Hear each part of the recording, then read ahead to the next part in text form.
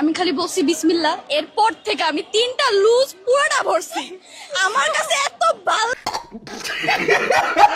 বাড়াইছে তেলে বারবার বলতেছি তেল আসতেছে প্রতিদিন, তেল গিলা কই যাচ্ছে। আমার চাওয়া এই ভোগান্তি বন্ধ করুক খুব তাড়াতাড়ি, এটা সহ্য হচ্ছে না, নয়তো বা আমরা ক্ষিপ্ত হইলে সরকারের তেলের মধ্যে চুবাই দিই। ওই 2 নাম্বার আফা গুলশান, বনানী, ধানমন্ডি, নোয়াখালী, বগুড়া, চট্টগ্রাম, খুলনা, বরিশাল, ধনবাড়ি, মধুপুর, সরিষাবাড়ি, জামালপুর, শেরপুর, মধুটিলা, গজনি, ওই আর 2টা সেট খালি।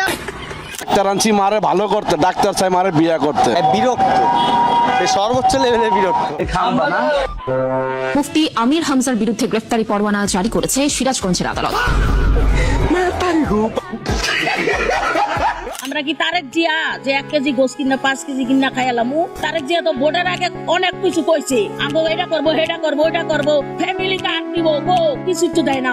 হন তো কিছুই দেয় না। তারেক জিয়া তো রাজাকার বলেন, আমার দুঃখ নাই, তারা পাকিস্তানের পক্ষে ছিল, বাংলাদেশ চাই, কিন্তু আমার দুঃখ এক জায়গায়, আপনারা আবার আপনাদের সুবিধা মতো সময় জামাতের সাথে এক টেবিলে বসে আলোচনা কইরা জামাতের সাথে ইফতার করেন রমজান মাসে, জামাতের সাথে খানা খান, জামাতের পিছনে নামাজ পড়েন, আবার ভাগে না বললে জামাতকে রাজাকার কইরা গালি দেন। আপনাদের চরিত্র জামাতের চাইতে খারাপ, আপনারাই মুনাফিক, জামাত মুনাফিক না। আপনারা জামাতকে একবার আপনাদের কাছে ডাকেন, আবার দূরে সরাই দেন, তার মানে আপনারা সুবিধাবাদী দালাল। আপনারা ভোটের জন্য জামাতকে ব্যবহার করেন, জামাত আর আপনাদের কারো ব্যবহৃত হবে না। জামাত এবার নিজের শক্তিতে দাঁড়িয়ে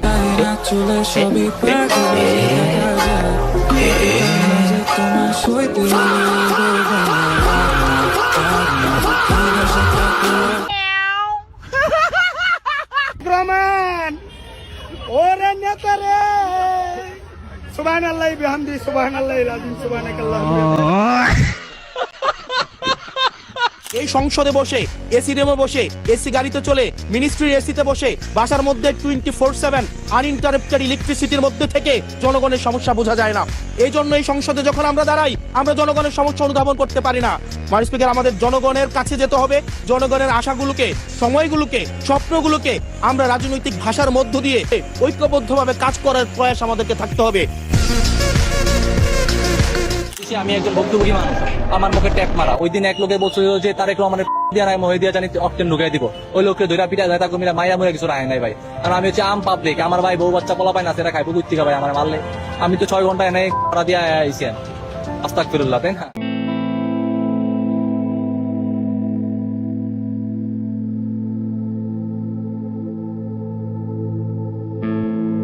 আমরা ফ্যামিলি কাটলে ব্যস্ত, কিন্তু আমরা দেখা গেছে যে এই যে পরিবর্তন উন্নত নিয়ে আমরা কোনো ব্যস্ত নাই। তো বাংলাদেশে জন্মগ্রহণ করছে, এটা আমাদের কপালের দুঃখ, এটা থাকবে, এটা মনে হয় যাবে না চিটং থেকে। জন্মই আমার আজন্ম পাপ, বাংলাদেশে জন্মানোটা একটা শাস্তির পাপ। কাউকে দায়ী করতেছি না, আমাদের কপাল খারাপ, আমরা বাংলাদেশে জন্ম নিচ্ছি, এটাই হচ্ছে সবচেয়ে বড় বিষয়। Sans même devoir lui parler, il sait ce qui ne va pas. রাজনীতিতে আপনি যে কোনো দল করতে পারেন, কিন্তু দয়া করে কখনো দলকানা হইেন না। বিশ্বাস করেন, খুব বাজে লাগে যখন দেখি আপনার প্রতিভা অনেক, কিন্তু আপনার কাজ হচ্ছে শুধুই দলের পাচাটা। ওমর ভাইয়ের মতো অনেকেই নিজ নিজ জায়গা থেকে প্রতিবাদ করার চেষ্টা করছেন। বর্তমানে যে সমস্যাটা চলতেছে, এটা হলো জাতীয় সমস্যা। বাংলাদেশের প্রত্যেকটা মানুষ এই সমস্যার সম্মুখীন হইতেছে। অনেকেই গানের মাধ্যমে প্রতিবাদ করার চেষ্টা করছেন, অনেকেই কবিতার মাধ্যমে প্রতিবাদ করার চেষ্টা করছেন। তেল নাই, গ্যাস নাই, 2 দিন ধরে বিদ্যুৎ নাই, ল্যাপটপে চার্জ নাই, বাতিতে আলো নাই, এইভাবে চলছি চলছি চলছি। চোরের দেশে থাকি কন্যা গো কন্যা, চোরের দেশে থাকি।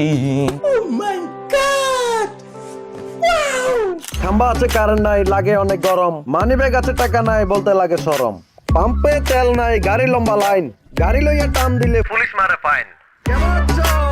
খাম্বা আছে, কারেন্ট নাই, মোটর সাইকেল আছে, তেল নাই, বোতল আছে, গ্যাস নাই, রোগ আছে, ঔষধ নাই, দেশ আছে, শান্তি নাই, শিক্ষা প্রতিষ্ঠান আছে, শিক্ষা নাই, পরীক্ষা আছে, ভালো রেজাল্ট নাই, মানুষ আছে কিন্তু ভালো মানুষ নাই। বাংলাদেশের যেই দিকে যাই শুনি শুধু নাই নাই নাই, আছে শুধু হাহাকার, চোর বাটপার। আর তুমি এখানে কেন?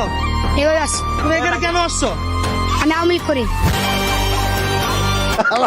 কই কি অধিকার আছে নির্বাচন করা, সেই দিক থেকে আমি আমার দলীয় তোমরা একটা সাউন্ড করবা না, হয়তো ওই আমি মহিলা নার্ভাস হয়ে 3 মিনিটে আর নারীর এত ক্ষমতায়তনে কি যে কষ্টে আছি এই দেশের মধ্যে। আমার ঘরের মধ্যে আমার ওয়াইফ, সেও কি যে জ্বালা যন্ত্রণা হচ্ছে, মানুষ স্পিকার বলে ভাষা প্রকাশ করা যায় না। এই জাতীয় সংসদে যারা আছে এরা কিন্তু কেউ কিছু বলে না, খালি প্রশংসা করে যাচ্ছে। প্রত্যেকজন কষ্টে আছে মানুষ স্পিকার, প্রত্যেক ব্যক্তি কষ্টে আছে মানুষ স্পিকার। আমার মনে হয় দেশটা এখন সেনাবাহিনীর কাছে ছাইড়া দেওয়া উচিত। কুয়ার মধ্যে পিটাইয়া কে বিরোধী দল, কে সরকারি দল, কে আমরা দল, কে কামলা দল, এই সিন্ডিকেট আগে দূর করো। তেল এবং বিদ্যুতের সিন্ডিকেট দূর করো। শেখ হাসিনা এত বড় ফেসি, সে কিন্তু তেলের ট্যাঙ্কি দিয়া গেছে এই দেশে, বিদ্যুৎ দিয়া গেছে, টাকা নিছে, ঘুষ নিছে, কিন্তু বিদ্যুৎ দিছে, এই রাস্তা কইরা গেছে, পারছে না? এখন হাসিনা কইরা গেছে, আমরা ভোগ কইরা কামু হেইনো সিন্ডিকেট। আমার কাছে মানে তারেক রহমানকে একটু সময় দেওয়া উচিত, এটা আমার পার্সোনাল বিলিভ। হ্যাঁ, মাননীয় প্রধানমন্ত্রী তারেক রহমান, এই যে ইয়াং জেনারেশন আপনাকে সময় দিচ্ছে, সময় থাকতে ভালো হয়ে যান। এবং কি তো ফলত এই সময়ের মধ্যে আমাদের যে এক্সপেকটেশন, আশা করি যে এগুলো আপনি ফিল আপ করে দিবেন। এবং অনেক ইয়াং জেনারেশনে কিন্তু আপনার উপরে স্বপ্ন দেখে, আর আপনি যদি ট্রেন মিস করেন